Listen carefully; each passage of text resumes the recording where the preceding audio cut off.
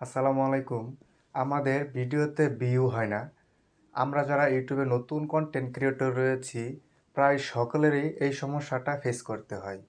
তো আমাদের ইউটিউব ভিডিওতে কেন ভিউ হয় না, সেটা কিন্তু আগে আমাদের জানতে হবে এবং এই ভিউ না আসার পিছনে কিন্তু অনেকগুলো কারণ রয়েছে। তো ভিউ এর চিন্তা করে কিন্তু আমরা অনেকেই ইউটিউব ছেড়ে চলে যাই। তো ইউটিউবে কিন্তু ভিউ না আসলে আমাদের যে সফলতার জার্নিটা সেটা কিন্তু পূরণ হবে না। তো ইউটিউবের ভিউ হচ্ছে আমাদের মূল বিষয় এবং আমাদের ভিডিওতে ভিউ না আসার কারণে কিন্তু অনেক আমরা ইউটিউবার যারা নতুন রয়েছি তারা কিন্তু ইউটিউব ছেড়ে চলে যাচ্ছি। তো এই ভিউ না আসার পিছনে যে কারণগুলো রয়েছে সেটা আগে আমাদের জানতে হবে। তো সেইটা যদি আমরা জেনে বুঝে কাজ করতে পারি, অবশ্যই আমাদের ভিডিওতে ভিউ আসবে। এবং কী কারণে আমাদের ভিডিওতে ভিউ আসে না এই বিষয়টি যদি জানতে চান, তাহলে এই ভিডিওটি শেষ পর্যন্ত দেখবেন এবং এই ভিডিওটি শেষ পর্যন্ত দেখার জন্য অনুরোধ রইল। তো ভিউ কেন আসে না, এটা আগে আমাদের বুঝতে হবে। এখন আপনি যখন ইউটিউবে নতুন চ্যানেল খুলবেন তখন কিন্তু আপনাকে চিন্তা করতে হবে যে আপনার ক্যাটাগরিটা কিন্তু আগে সিলেক্ট করতে হবে। আপনি কোন বিষয়ে ভালো পারেন এবং কোন বিষয়টা মানুষকে ভালোভাবে বোঝাতে পারবেন এবং কোন বিষয়টা মানুষকে ভালোভাবে তুলে ধরে দেখাতে পারবেন। তো এইটা কিন্তু আপনার আগে জানতে হবে। আপনার যেই বিষয়ে ভালো প্রতিভা রয়েছে সেই বিষয়টা নিয়েই কিন্তু আপনার ইউটিউবে কাজ করতে হবে। তো আপনি ইউটিউবিং শুরু করার আগে আপনি ইউটিউবে দেখলেন একজনের ভিডিওতে ভালো ভিউ হয়, আপনি ওইটা নিয়ে কাজ করলেন। তো ওইটার বিষয়ে যদি আপনার ভালো জ্ঞান না থাকে বা আপনার ওই বিষয়ে যদি কোনো প্রতিভা না থাকে, তো ওই বিষয় নিয়ে যদি আপনি কাজ করেন তাহলে তো আপনার হবে না। ধরেন আমি ট্যাগ দিয়েই বুঝাই। ধরেন আপনি ইউটিউব টিপস অ্যান্ড ট্রিক্স নিয়ে ভিডিও করবেন বা এই ধরনের কন্টেন্ট আপনি আপলোড করবেন আপনার ইউটিউব চ্যানেলে। তো আপনি যদি ইউটিউব টিপস অ্যান্ড ট্রিক্স মানুষকে যখন ভিডিওটা আপলোড করবেন, মানুষকে বুঝাবেন, যদি আপনার ভিডিওতে কোনো ভ্যালু না থাকে বা আপনি ভালোভাবে মানুষকে বুঝাতে না পারেন, তাহলে তো এই ধরনের ভিডিও আপলোড করে এই ক্যাটাগরিটা বেছে নেওয়াটা আপনার কিন্তু ভুল হবে। তো আপনার কিন্তু মাস্ট বি আগে জানতে হবে আপনি কোন বিষয়টা ভালোভাবে পারবেন এবং কোন বিষয়টা মানুষকে ভালোভাবে তুলে ধরতে পারবেন। ওই বিষয়টা কিন্তু আগে আপনাকে সিলেক্ট করতে হবে এবং মাস্ট বি আপনি যে ক্যাটাগরিটা পারবেন সেটাই আপনার ক্যাটাগরিটা আগে বেছে নিতে হবে। এবং ভিউ আসে না কেন, এটার কারণটা বলি। এই ভিউ না আসার কারণটা হলো এইটাই যে আমরা ইউটিউবে যে ভিউয়ের চিন্তা করে কন্টেন্টে ফোকাস দিই না, ভালোভাবে কন্টেন্ট তৈরি করি না। তো ইউটিউবে নতুন অবস্থায় কিন্তু ভিউজ আসবে না, এটাই কিন্তু স্বাভাবিক। আপনি 10টা 20টা ভিডিও আপলোড করার পরে কি আপনার ইউটিউব চ্যানেলকে ভাইরাল করে দিতে চান?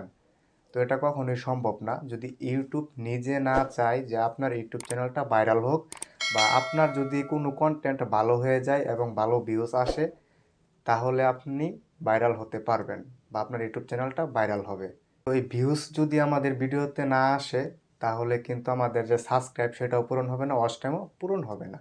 এবং আমাদের জানতে হবে যে আমাদের ভিডিওতে ভিউ কিভাবে আসে। তো আপনি যখন একটি ভিডিও আপলোড করলেন, আপলোড করার পর আপনার যে ভিডিওতে ইমপ্রেশনটা দিবে ইউটিউব, ইমপ্রেশন এবং ক্লিক থ্রু রেট এবং অডিয়েন্স রিটেনশন, এই তিনটা যদি আপনি ঠিক রাখতে পারেন, আপনার ভিডিওতে ভিউ মাস্ট বি আসবে। তো ইমপ্রেশনটাই হচ্ছে মূল, তারপর হচ্ছে ক্লিক থ্রু রেট, তারপর হচ্ছে অডিয়েন্স রিটেনশন। এই তিনটি জিনিস আপনার ইউটিউবে আপনি কিভাবে ঠিক রাখবেন।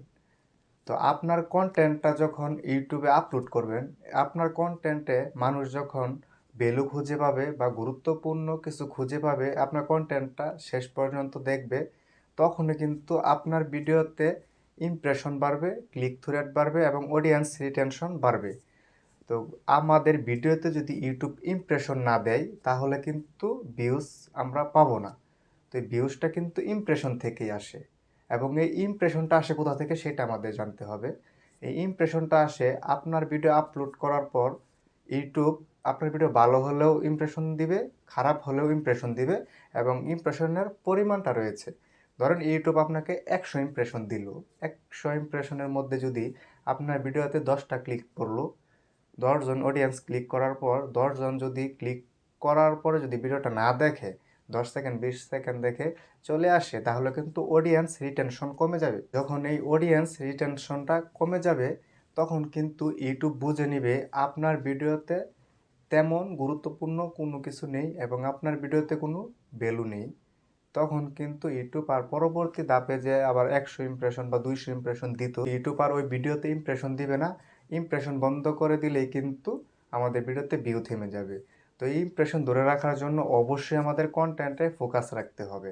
আপনি যে বিষয়টা পারেন ওই বিষয়টা নিয়ে আপনাকে কন্টেন্ট আপলোড করতে হবে।